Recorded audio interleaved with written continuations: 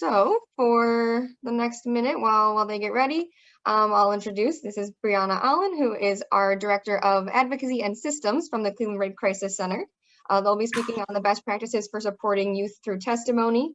And we will try to make sure we have all of the codes ready to go for y'all before the end of the day. And you'll get those emails later on. So I'm trying to keep an eye on the chat as well. And Brianna, you can take it away whenever you are set. Okay. Just wanna...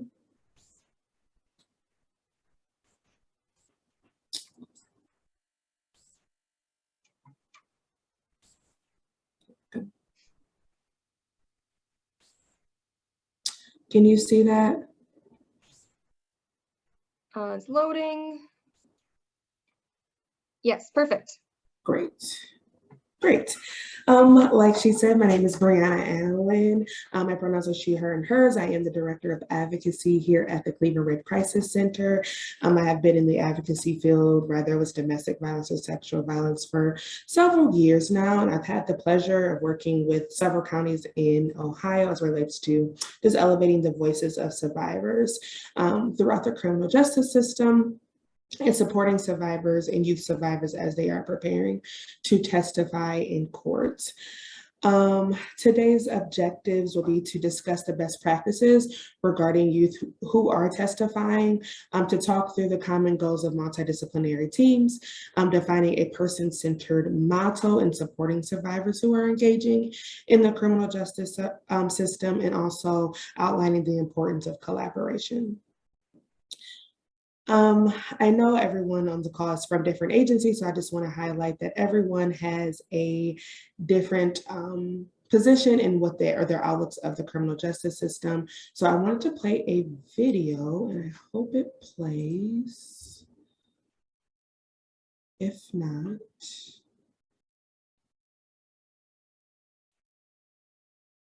my job is to make college can you see the video? Because students have a lot of fun.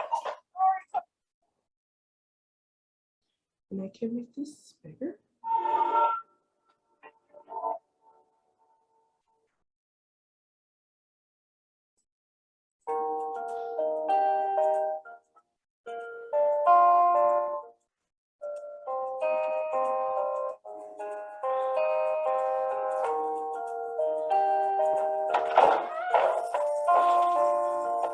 I don't want to testify in court tomorrow.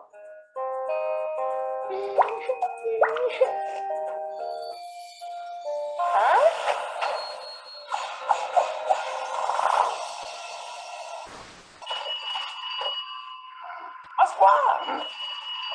Pasqua!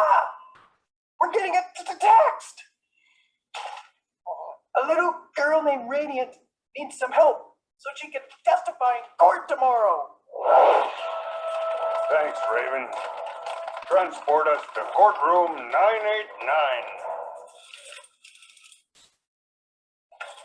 What's the God boy?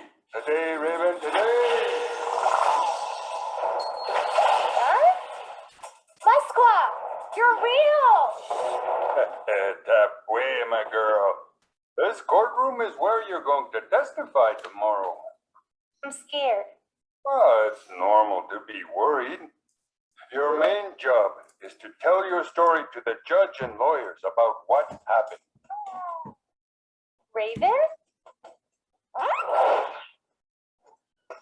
Sorry I'm late.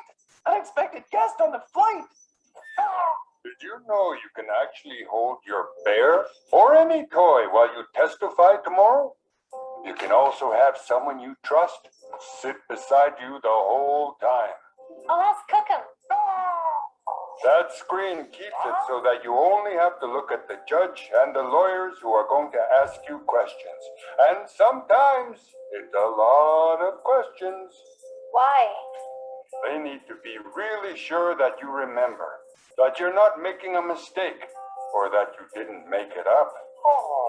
Just do your best to remember and tell the truth. It's so serious in here.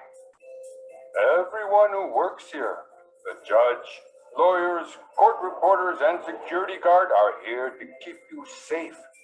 so you can talk about what happened. Okay, Musqua. I think I can testify in court. Uh-oh. Here we go again. Bye, Raven. Thanks, Musqua.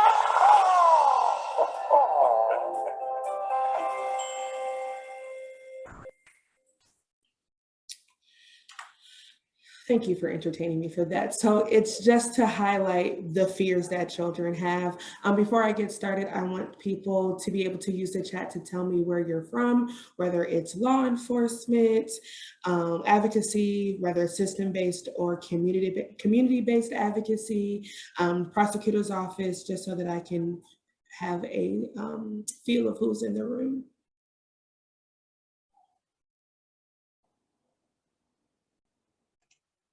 Okay, there we go.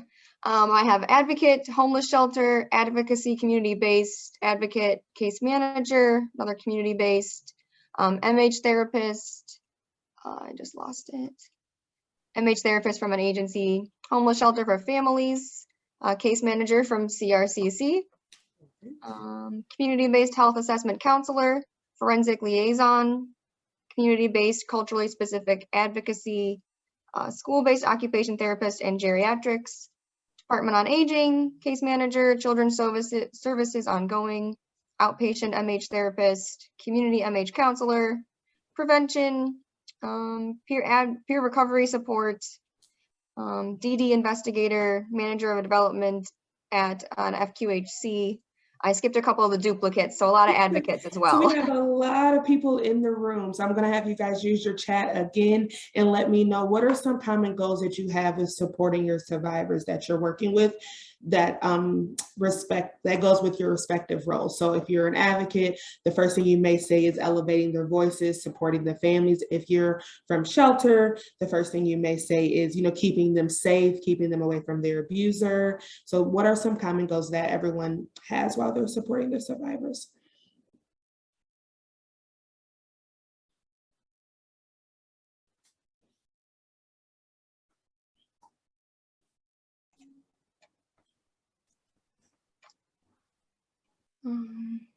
Making sure their voice is heard, being survivor-centered, coping, safety plans, linkage to mental health/counseling, supporting survivor and their family, child safety with the non-offending parent, empowerment, alleviating stress, helping to work through trauma and feel more in control, teaching coping skills in connection to mental and behavioral health services, processing trauma, to give them courage, respect, safety, and to help them release guilt or shame.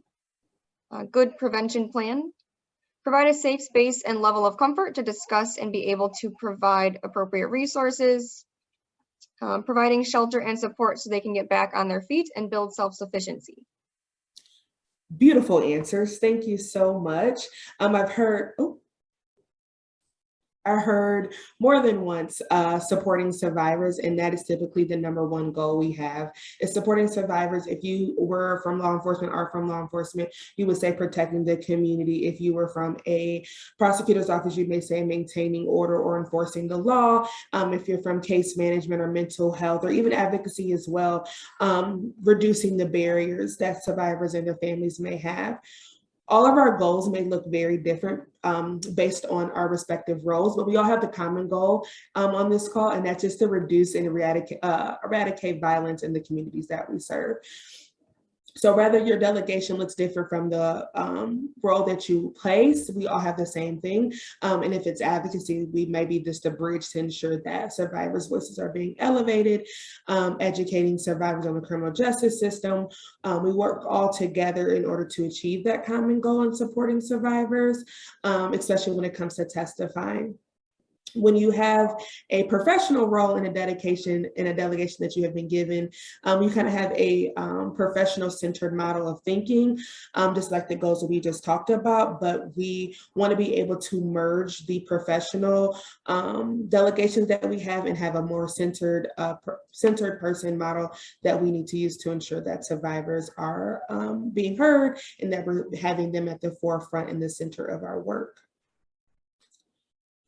Just like the coordinated response with the sexual violence, there's also a coordinated response that we should have approaching domestic violence. Everyone in their individual duties, whether it's victim advocacy and supporting survivors and communicating and having that linkage in between the justice system and other services. If you're law enforcement, you are investigating crimes, arresting offenders, upholding the local and state ordinances. If you are from the hospital or mental health, you may be supporting survivors while they're processing the trauma. Hospitals, you may be treating survivors through their medical treatment. And if you're the prosecutor's office, you will be prosecuting cases and upholding the law that has been broken.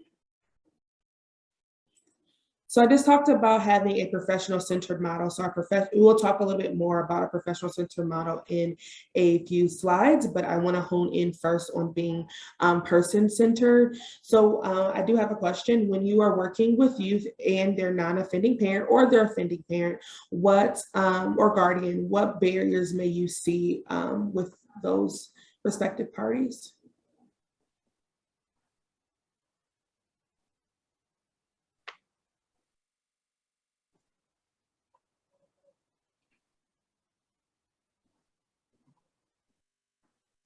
So far, we have ignoring the situation, transportation issues,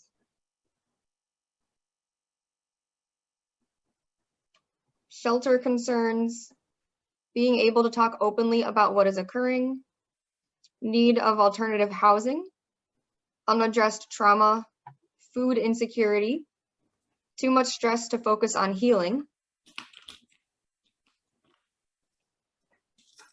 Absolutely. So a person-centered model and all those barriers that you talked about, and we said transportation, lack of education in the criminal justice is what I've seen as a barrier. I'm just genuinely scared of what's going to happen, housing barriers, and then the lack of trust. I'm glad that a person said just too nervous to focus on what's happening, because I have a perfect example later on in the slides, but these things all play a role in how a person matriculates through our system. If you have a lack of transportation and you can't get to your appointments, it may not be a part of the hierarchy of the needs that you have. Or if you don't understand the criminal justice system, I tell my advocates that we sometimes romanticize with our TV watching how fast cases go through the criminal justice system. I wish we had a system like Law and Order and we had a real life Olivia Benson and a Stabler, and in 30 minutes we have solved a case, investigated it, we got our perpetrator, we went through the criminal justice system, and someone went to prison in less than an hour, and that is including commercials. It does not work like that. I wish it did. We probably would never have crime, but that is something that is just not realistic. So having a person-centered model is just truly shifting our thought process and how we operate in survivors, with the goal of just ensuring that with this person-centered model, we're increasing their engagement and their trust in the systems that we're working in. A person-centered model is still going to keep us perpetrator forward, but it just hones in on ensuring that we're still being survivor-centered. Person-centered model is just, what does that mean? What am I saying? It's basically saying that it tells us that survivors who are matriculating through our systems, that they are the expert on their lives. We come in different stages. We may be the ongoing DCFS worker, so we may be with them for quite some time. We may just be the reporting officer, so you may see me once and never see me again. You may be the shelter advocate, so you may have me for 6 months, a year, 2 years, depending on your shelter program. You may be the community advocate, where you stay with me for a while. It just depends, but this person has been living their lives all of their life. So they know what's important for them, and they know the hierarchy of their needs.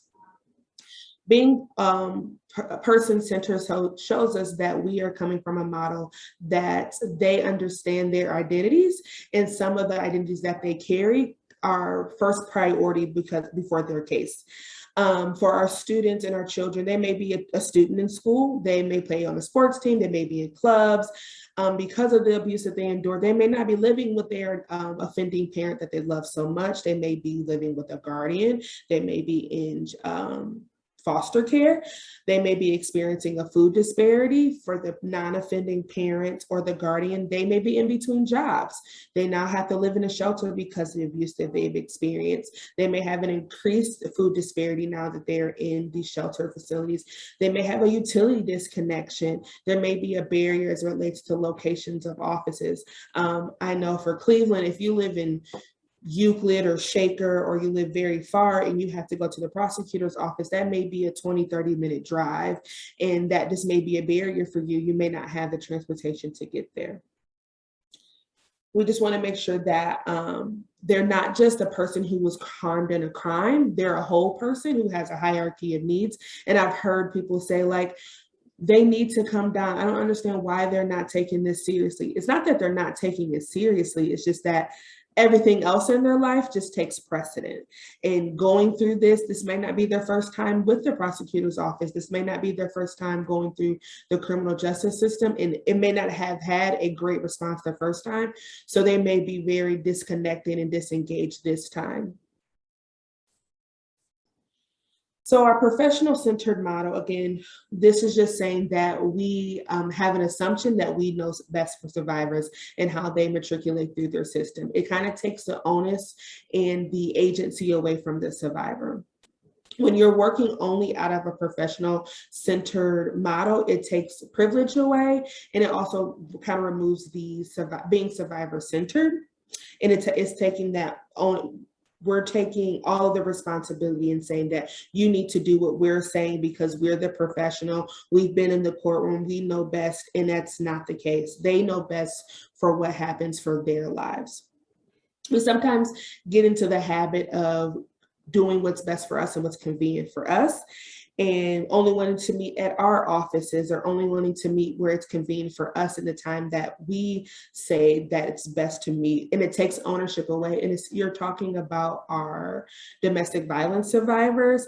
They've had a lot of agency taken away from them already, and we're adding to that. And sometimes we could look like a new abuser to them because we're saying when to come, how long you're going to be there. And it just takes some of the agency away. We're not holding space for them to ensure that they feel safe and being aware that they are a whole person. We all know that a lot of the say-so is taken away from survivors as their cases are matriculating through the system. They don't get to say-so when a person is or ever is arrested. They don't get a say-so on how long the investigation happens, how much bail is, or if there is a bail, how many pre-trials, when trial happens, what time trial is. All of that is taken away from them. Oh man, what is happening? There we go. All of that is taken away from them. So it's just slowly taking those steps to give the survivor back some ownership into their life. So how do you move from professional-centered to person-centered model? So we all know, especially if you're working with survivors, that families may not tell us everything directly. They're not going to come in our office and lay all their burdens down and tell you everything about their life and what they're going through. It's not feasible. I've never had it happen, but it's just not happening. But we should know that and remember they are whole people, and viewing them in that lens. So how do you do that? First, I would say just gathering information from that survivor. Asking them if they have needs. If you are in shelter or advocacy, just take those few steps in having those conversations and meeting with that parent or meeting with that youth to figure out what are their preferences and what are their needs. These steps can start and happen as soon as the case is reported. If you are the detective, you can ask them, are you okay with meeting at this time? Are you okay with meeting at my location? Do you need any additional services? Can I link you to someone else? If you are the advocate and you're coming in, you can ask those questions. Mental health, if we're asking from the beginning, we can probably reduce those barriers really, really soon. And we can see a shift in their engagement as their case is matriculating through the system. Gathering those details and information, just asking them, do you need shelter information? Do you have an advocate? Do you have a case manager? Do you need additional protections? It's just they're hearing, they care. this person sees me as a whole person. This person is asking me what I'm going through, and they can help me reduce my barriers. Because the barriers that they're seeing may truly have an impact on how they matriculate through the system. Like before, we discussed transportation, work schedules, and even fears of what's going to happen. I worked with a parent who was a survivor of domestic violence, and their child also was a survivor, and they had to testify. When it was time for them to start meeting with the prosecutor, they never wanted to come to the prosecutor's office. We would make all these days, does this day work? Can you come here? Okay, great. We had everything set up for you to meet at the prosecutor's office. The appointments will be ready. And they just wouldn't show up. And I couldn't understand why they wouldn't show up. So we would have conversations with the parents and say, what's going on? What is preventing you from coming to the prosecutor's office? Why can't you get here? And the survivor broke down and said, I can't afford the $10 parking. I can't do it. And it dawned on me that that would make sense, because if you're coming down here to prep for trial, you may come, once a week or 3 times in a month. That's $30. That's a lot of money to ask someone to put out when we can just be using another building that may not have that cost connected to them. This gave me the space and the opportunity to go to the prosecutor and just ask, hey, do we absolutely have to meet at the prosecutor's office this time? Can we meet at the Child Advocacy Center? Can we meet at a Cleveland Red Crisis Center location where the parking is free, the CAC parking is free? Can you subpoena them so that they can cash in that subpoena and then use that money to pay for the parking? So just having that additional conversations with the community partners so that we know. Secondly, just giving voice and choice on preferences. I talked about that earlier. Is just that there's a lot of say-so that is taken away from survivors, the non-offending parent and or guardian who's engaged in the system. They don't get to talk about how their cases matriculate through the system and how long it takes. Especially now during COVID, a lot of my cases took a pause. We did not go to court. We did not see the prosecutor's office. And that's a barrier for them, because now that we are seeing cases go through, now their abuse is 2 years old now. If you were assaulted in 2020 and now it's 2021, for several months, we didn't do anything. And that was harmful for them, because they're like, why isn't my case going through? Why can't we go to court? Why can't I see, the justice system? And it was something that was just out of our hands. Asking those small questions about what day and time works for you. I had a case where the child had to meet at the Child Advocacy Center for their forensic interview. It was an afternoon appointment, and this child was upset. They did not want to talk. They were acting out. They were throwing things all over the floor. And I was like, are you okay? Because this kid is normally like happy-go-lucky, wanting to hang out, cracking jokes, but they just did not like us today. And I couldn't understand why. So I asked, and I was like, what's wrong? What's going on today? And the child said, I had to give up going to my soccer game to come here today. I wanted to go to my soccer game. And from that point on, I always ask, like, the first meeting, are you in sports? Are you in after school activities? Because kids know that it's not normal to go to a child advocacy center or go to the prosecutor's office. And to do so after school, we're interrupting their routine. So I want to be able to ensure that their preferences is giving as little interruption as possible. Shifting from the professional center model to a person center model, again, it could be as simple as a person picking the day and time, giving more increase and say so in what they're going through, or just even asking, where do you want to sit? For some of my survivors who have had abuse from behind, having a chair to the door may be very triggering for them. And for us to ask them to sit through these meetings and they can't see behind them could be very harmful. Asking what type of communication that they have or they would like to have. Having that conversation is, do you like text messages or phone calls? If I call you, do you want me to, is it okay to leave a message? Is that safe for you?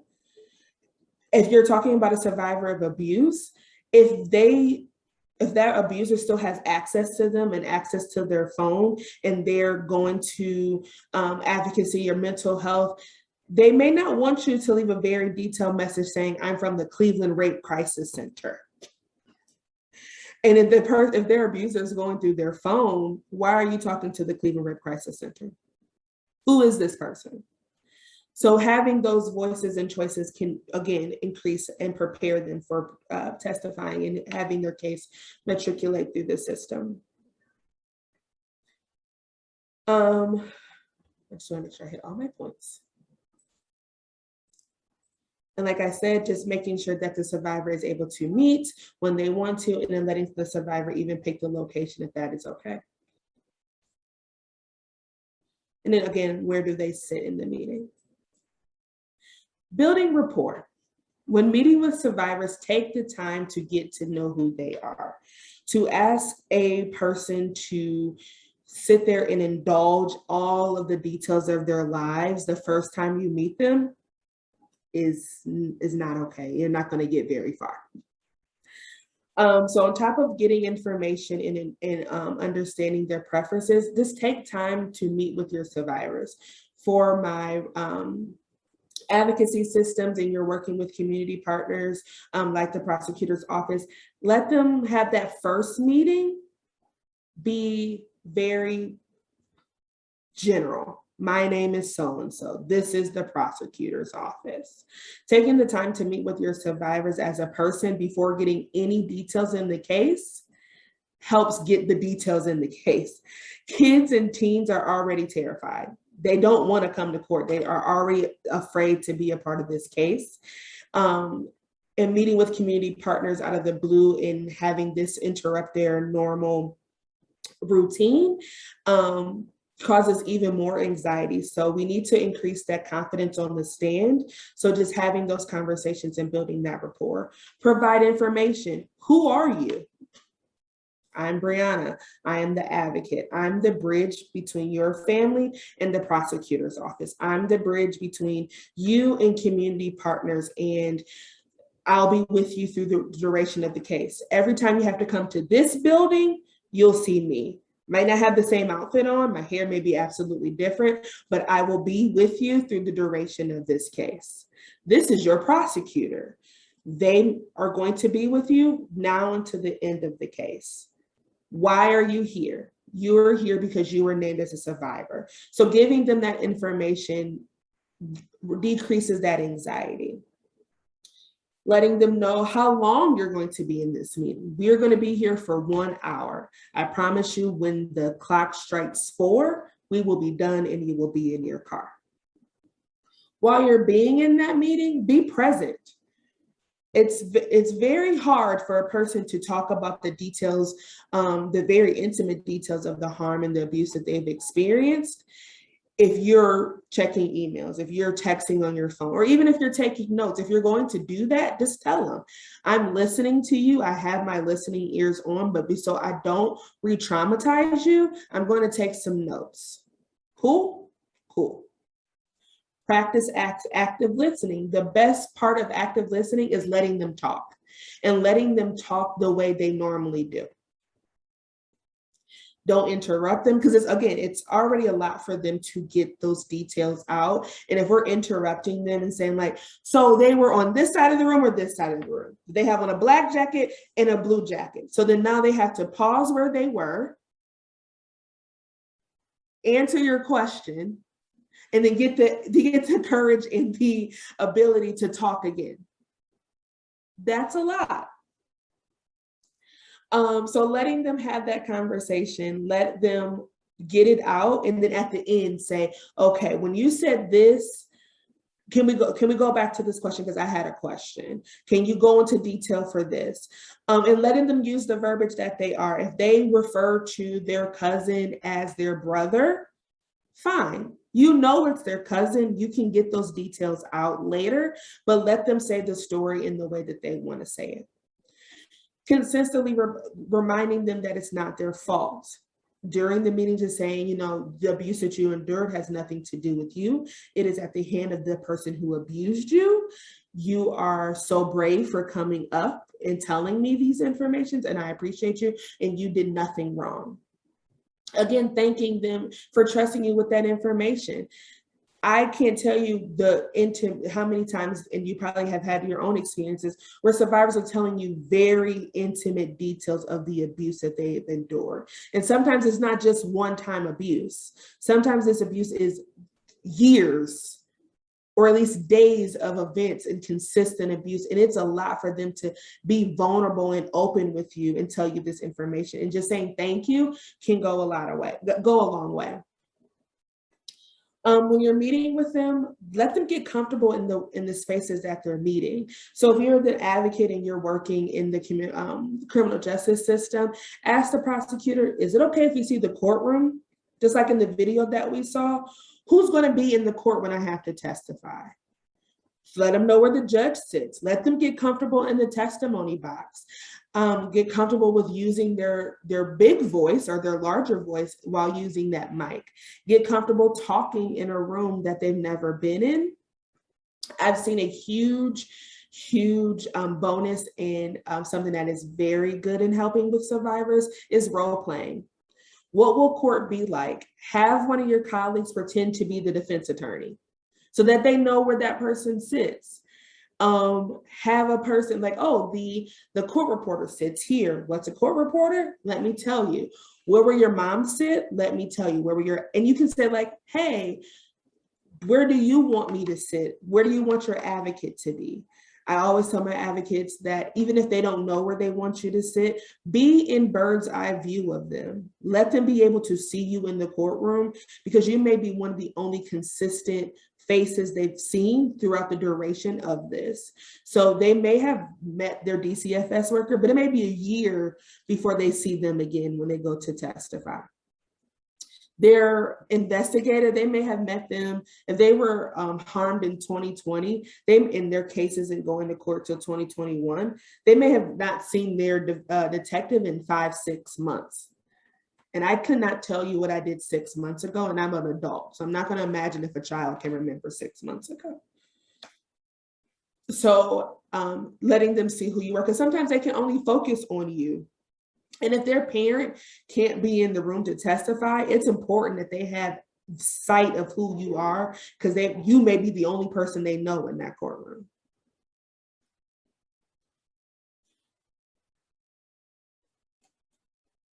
And then also, I don't know about other counties, but like in our county, in Cuyahoga County, we do sometimes have second chairs, and just letting them know, like, this is my second chair. What's a second chair? Another prosecutor in the room who's going to be with me. They may be taking notes, and just having that person, having that information and those details provided just helps them understand what's happening. It's important to hone in on these skills when you're meeting with survivors. I had a case with a 6-year-old, maybe 6 or 7-year-old, who was testifying against their parent, who did, you name it, that was the type of abuse that they had to endure in a very short time of life. In the first prosecutor meeting, we walk into the prosecutor's room, office in the conference room. The prosecutor had never met this child. And before they said, "What's your name?" They said, "I am prosecutor so-and-so. We're here to talk about your case. Tell me everything that happened." The child didn't talk. They shut down. They were just going back and forth and playing in the chair. And they did not utter a word. We got nowhere in that meeting. So then I said, well, to save time, and let's get some type of communication and let's get some rapport built, I'm gonna pull out my crayons. So I always have crayons with me. Well, back when I took child cases, I would have crayons and some type of coloring pages with me. So I pulled them out. I gave them a crayon. I took a crayon and we colored. What did you do at school today? Oh, I learned a new word. My new sight word is whatever. And I had grilled cheese for lunch. I normally don't like grilled cheese. I normally like pizza, and I had applesauce, and we just talked. What's your favorite color? Oh, my favorite color is this, but sometimes I like this. And we just had a conversation. That's when I learned who JoJo Siwa was. I had no clue who JoJo Siwa was until I met with the survivor. And we just started to have a conversation, and you could see the trust grow and their anxiety reduce, because I wasn't talking about what they were going through. And then eventually, the prosecutor caught on and they started coloring. And then before you know it, we did start to talk about the abuse that they endured, but the child was distracted. They could focus on the conversation at hand because they were doing something else. Something as simple as having a coloring book is imperative when you're talking with very small children, because they have something else to do. So before you know it, you can get through those details of the abuse that they endured or the goal of the meeting. Collaboration is the last one, but collaboration. I'm going to say it again, collaboration. It is key, it is imperative. We talked about it on the multidisciplinary side slide that we talked about, whether you're an advocate, hospital, mental health services, the prosecutor's office, we all have a goal, and we have community partners that we work with, and we all want the common thing: eradicate violence, protect our survivors. We may not have it's imperative to have that disciplinary team and have that connection because it's an open communication. The police department has a goal, your prosecutor's office has a goal, your advocacy system has a goal, but the foundation is to keep the survivor engaged. And we all play an intricate role in supporting the survivors as they testify. Having that open communication is key, because if you are the advocate, we may be the only thing keeping the survivor engaged. And if you are the advocate keeping the survivor engaged, the prosecutor's office needs you, because they need that survivor to testify. So having that communication, just saying like, hey, I know the case is going slow, advocate, but let the survivor know, like, we're almost done. We're almost done investigating. We are 2 minutes away from being able to be in the courtroom. So just having that open communication, you don't have to give every detail, because sometimes the details are not something that you can share with survivors, but just having a open and having a realized expectation of what's going on can help with how survivors matriculate through the case. So you can tell your advocate, hey, advocate, between you and I, we're just waiting for an arrest warrant. What you can tell the survivor is, we're just waiting for some minor details. Or, hey, we really need the survivor to come in. Do you know how we can get them into this into our office? Are there any barriers? And then that advocate can say, yeah, mom only works Tuesdays and Thursdays, so they'll never be able to meet. Or the child has band practice every day at 6, and it's really important that they're at band practice because they have that recital. Having those open, engaging conversations, it gets us to the end goal, which is upholding the law and protecting our survivors. It also helps reduce the re-victimization. We have to remember too, survivors disclose their trauma and what they've been through multiple times.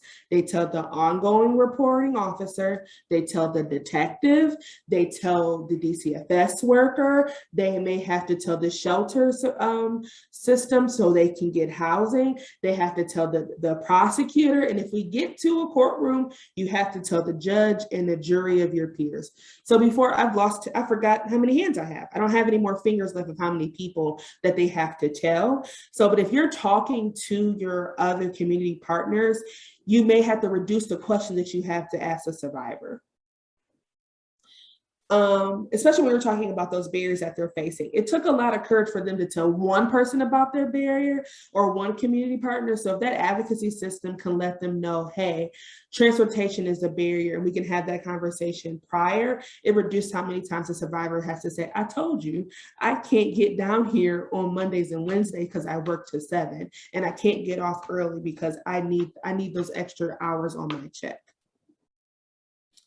And even having preliminary meetings with your community partners before you even meet with your survivors can also help survivors with unique abilities in having a unique approach.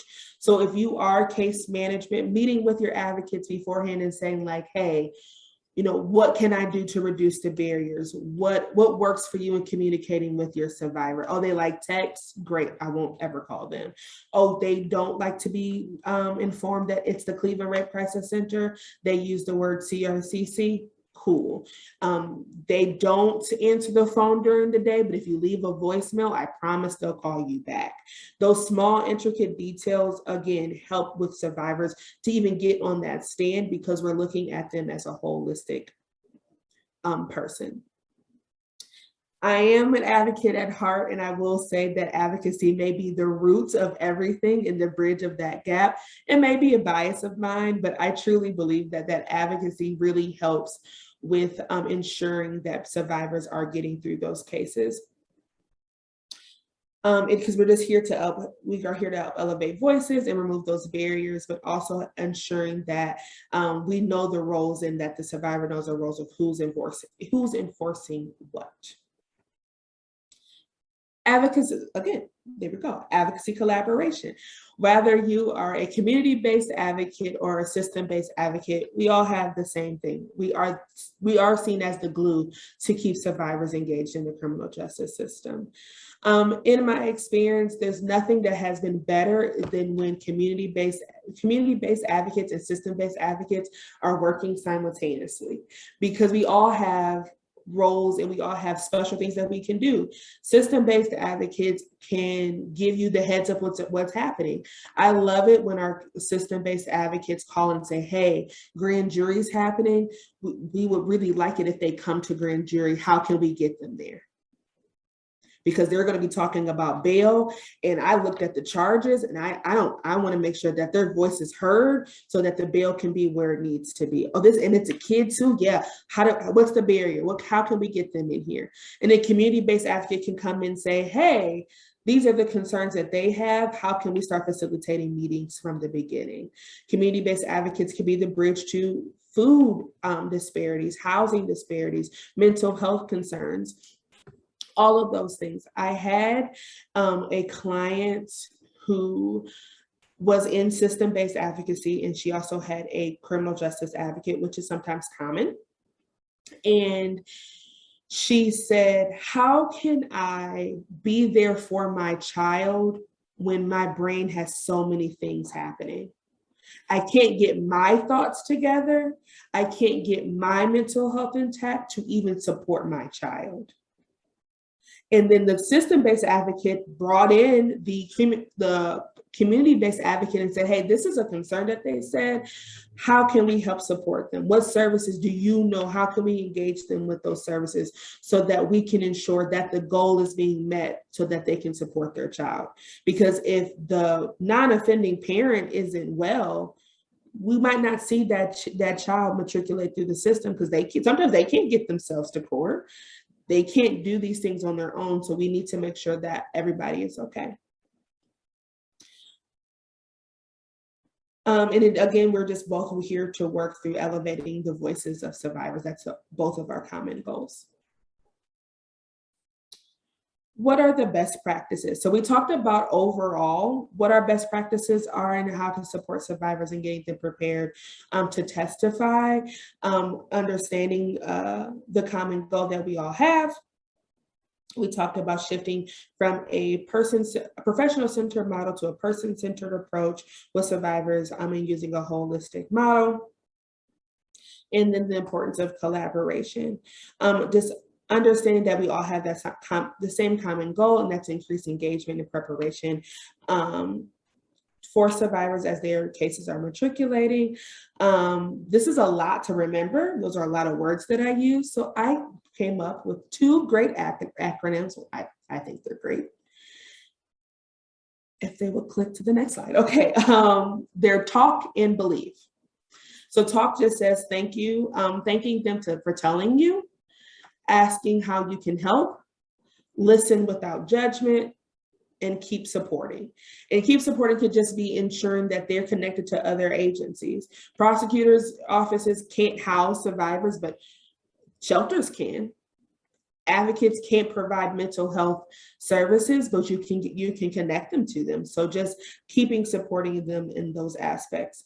And then believe, build rapport, and have eye contact, listening, informing them of their rights and services, because especially if you're talking with domestic violence survivors, human trafficking survivors, sexual assault survivors, anyone who's been a survivor of assault, they have lost some of those abilities to make or have knowledge of what's going on. And if I'll never forget, I had a client who was an immigrant, and their perpetrator told them, if you ever go to the police about what I've done to you, they're going to deport you. I'll get to stay here, and your kids will be with me, but you'll have to go. And they didn't want to come forward about the abuse that they've endured because of the scare tactic. If you tell them that I hit you and that I'm abusive to you, they're going to take your kids away from you because you're the parent.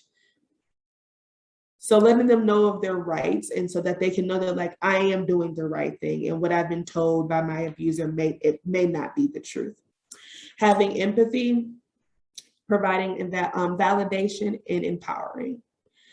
That is all I have for you, and I wanted to open the door and for the last few minutes of any questions. So we haven't had any questions yet, but if people are typing or want to go ahead and add any, I'll just read some of the praise that you've gotten so far. Thank you. So there were comments on the video being cute that you played in the beginning, loving the person-centered approach, and you went into a lot more detail since the person first said that. That was a while ago. So important to respect whatever joy and positive things they have in their life and encourage maintaining that. I believe that was when you're talking about a survivor missing a soccer game or something along those lines.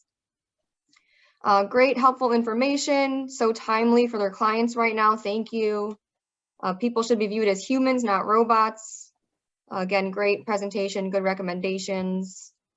How important advocacy is. Great acronyms, what you just talked about just now. And a bunch more greats and thank yous so far. So if there's any other last minute questions, I will shout those out. But otherwise, yeah, if you want to close out, if you have anything else to add, Brianna, No. that was wonderful. Nope, that is it. All right, well, thank you. I don't know if Liz, maybe you want to close us out unless any other questions pop in. Absolutely. So thank you so much, Brianna, once again. And really, once again, thank you all from the task force for joining us for day 2 of all of these wonderful presentations, really shedding the light on domestic violence awareness, and also just the different levels that in areas that domestic violence kind of leaks into. I'm sure everyone here, no matter what field that you're in, you've experienced and worked with somebody who has experienced domestic violence. So thank you so much for everyone for joining. Did we give the code for this one? Sorry. Yep, just realized the code for this session was testimony. Okay, And testimony. yeah, Nikki may have to clarify on if there's any capital letters or not. Just try it both ways is my solution. So, but yes, the word is testimony. I am working diligently to finish up that email and send it out to you all. And I know I did get an email question of How do we also get the certificate? If you still fill out the survey, you will get a certificate even if you don't need CEUs for it. And I believe, Nicole, I didn't mention this last time, but it'll probably be at least a week or so for you to get that certificate. So same thing for the videos, that we are recording. Those should be about a week or so out. And same thing with PowerPoint. They may go out today or next week. So, but if you have any questions, go ahead, email me. I will do my best to get back to you as quickly as I can. And I'll put my email in the chat there. Is there anything else for the good of the group? Not that I can think of. So thank you so much. I'm going to go ahead. My email here. But yes, I will be sending that out shortly. So you will all get the code. You'll have it by 1 o'clock today. So once again, we're gifting you back about 10 minutes of your time.